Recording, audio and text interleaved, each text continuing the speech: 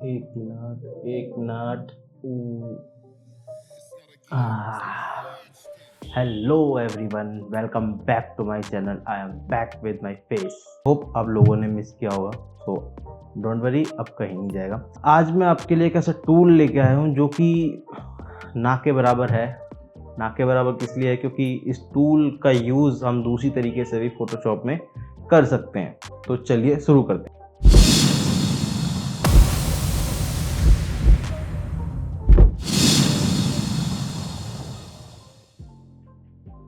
तो आज जिस टूल के बारे में हम बात करेंगे वो है ब्लर टूल।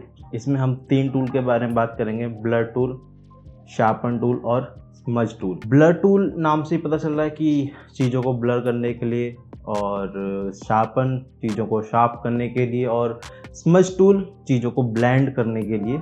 दो कलर्स या दो डिज़ाइन को हम ब्लेंड कर सकें, उसके लिए स्मज टूल होता है। और ये ना के बराबर मैंने इसलिए बोला है क्योंकि हमारे पास फोटोशॉप में और भी एडवांस तरीके हैं जिसकी हेल्प से हम आपके इमेज को हम ब्लर कर सकते हैं और ज़्यादा कंट्रोल के साथ हम उसे एडिट भी कर सकते हैं बाद में।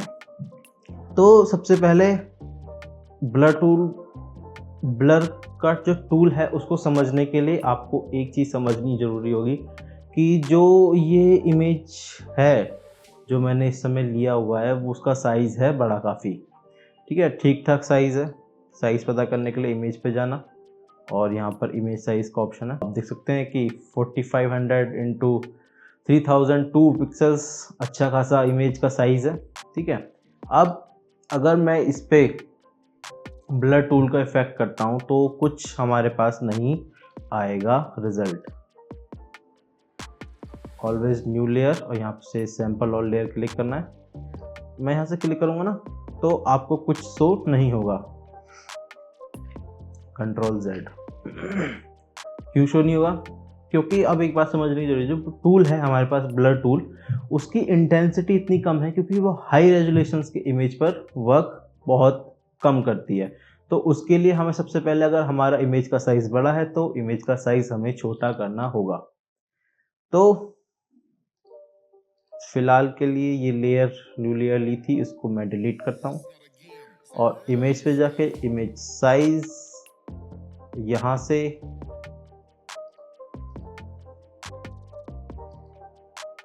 मैं इसको 900 बाई 600 करता हूँ और इसका जो डायमेंशन हो गई वो 20%। 80% डेटा हमने लूज़ कर दिया है। इसके बाद ओके, 80% डिलीट करने के बाद हमारा जो इमेज का साइज़ है वो 900 बाई 600 पिक्सल्स है। अब जैसे ही हम ब्लर टूल यूज़ करते हैं तो हमारे पास ये चीज़ें ब्लर होना स्टार्ट हो गए। लेकिन टूल को यूज़ करने से पहले ऊपर कुछ ऑप्शंस दिए हैं ऑप्शन बार में, उनको ज़रा समझ लेते हैं। तो सबसे पहले होम आइकन का ऑप्शन, फिर जो हमारा टूल है उसका आइकन, ये कुछ आपके ब्रश के प्रीसेट्स हैं जो ऑलरेडी एडोब प्रोवाइड कराता है। उसके बाद आपको मिलता है एक अलग से प्रीसेट ब्रश सेटिंग का। ठीक है, और उसके बाद ये कुछ ब्लेंड मोड आते हैं। ब्लेंड मोड की अगली वीडियो होगी या आने में कुछ टाइम लग जाएगा। स्ट्रेंथ बाय डिफ़ॉल्ट 50 होती है, मैंने ऑलरेडी इस पर वर्क किया है तो मैंने 100% किया है। एंगल और सैंपल और लेयर का ऑप्शन। आई होप आप लोगों को अब तक सैंपल और लेयर का यूज़ करना ढंग से आ गया होगा। ठीक है, न्यू लेयर लेंगे, सैंपल और लेयर पे क्लिक करेंगे, ब्लर टूल यहाँ से सेलेक्ट है हमारा। इसका साइज हम थोड़ा सा कम करते हैं या फिर थोड़ा बड़ा ही देते हैं और थोड़ा ठीक। हार्डनेस इसकी हम रखेंगे 0% पर और स्ट्रेंथ इसकी हम कर देंगे 100%। हम चाहते हैं कि ये जो बिल्डिंग्स हमें शो हो रही हैं ये हमारी ब्लर हो जाएं, तो इस पे अपना माउस फिराना चालू कर दो।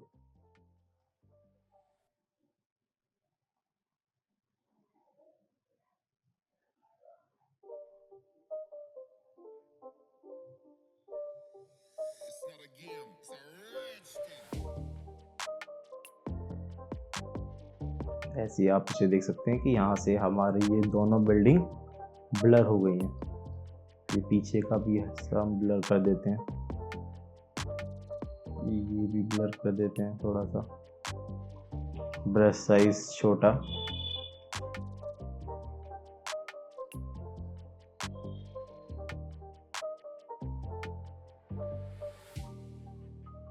ठीक, अब इसमें डिफरेंस कैसे पता करेंगे? हमने न्यू लेयर पर वर्क किया, इसको हाइड करेंगे तो आप देख सकते हैं कि ये पहले कितनी शार्प थी, हमने इसको ब्लर किया तो ये इस तरह से ब्लर हो गई। ठीक,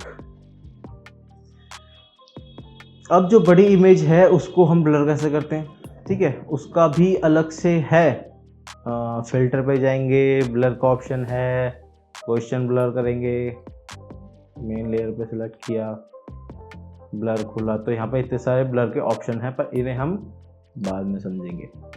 ठीक है, नेक्स्ट है हमारा शार्पन टूल। शार्पन टूल नाम से ही पता चल रहा है कि चीज़ों को शार्प करने के लिए किस तरह से शार्प करेगा, ये समझते हैं। न्यू लेयर ली, सैंपल और लेयर पे क्लिक किया, डिटेल्स को प्रोटेक्ट किया। ठीक है, साइज को थोड़ा इंक्रीज करेंगे। अब हमारे पास कुछ, जैसे हमारे पास हेयर्स हैं, इनको हम साइज छोटा करते हैं, हाईलाइट करेंगे। ठीक है, ये थोड़ा ऑटोमेटिकली शार्प हो जाएगा, इसके ऊपर फिराएंगे ना, ये थोड़ा सा शार्प हो जाएगा। जो थोड़ा सा हमारा ब्लर है, जितना फोटोशॉप कर सकता है वो अपनी तरफ से पूरी कोशिश करता है कि इन ब्लर एरिया को शार्पन टूल की मदद से शार्प कर दिया जाए। देखिए, अब ज़्यादा यूज़ नहीं करना, ज़्यादा करोगे तो थोड़ा सा अंतर आपको पता लगने लगेगा, जैसे कि अभी यहाँ पर हुआ है। स्ट्रेंथ 100 है, इसका ध्यान रखना, ज़्यादा नहीं, सिंपल 1 या 2 बार आप कर सकते हो।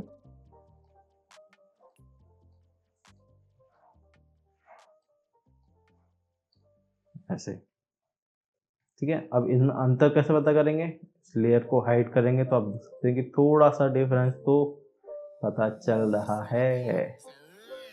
ओके, देखिए, जैसे अब इसके फेस पर करके देखते हैं, इसका साइज हम थोड़ा छोटा कर लेते हैं।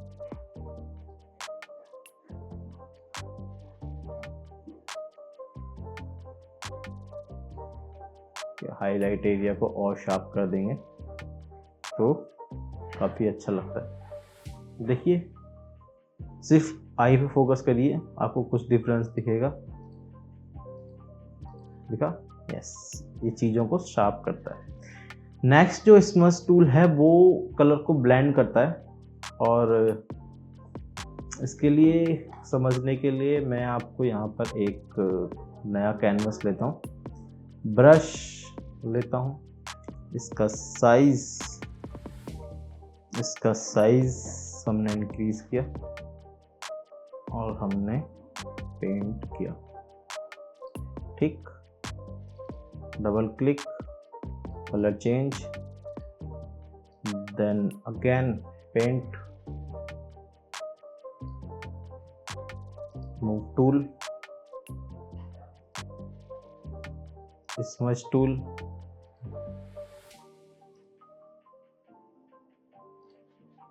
न्यू लेयर, सैंपल और लेयर पे क्लिक, इसका साइज इंक्रीज करेंगे और इसकी स्ट्रेंथ हम करेंगे 100%। तो आप देख सकते हैं कि ये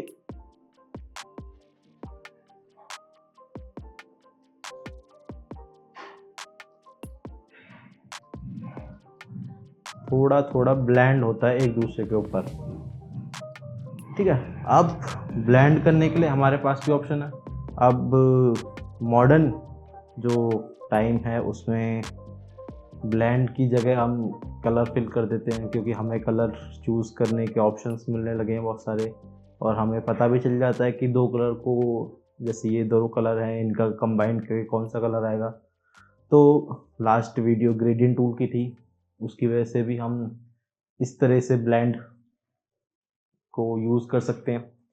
तो इसका ज़्यादा यूज़ नहीं आता, ये ना के बराबर टूल्स हैं। ब्लर टूल थोड़ा बहुत है यूज़ में, ठीक है, छोटे इमेजेस के लिए आप इसका यूज़ कर सकते हैं। बड़े इमेज के लिए अभी मैंने फिल्टर्स में जाके आपको ब्लर का ऑप्शन है, उससे अलग से पूरे इमेज में और बेटर तरीके से हम उसमें ब्लर इफेक्ट डाल सकते हैं। सो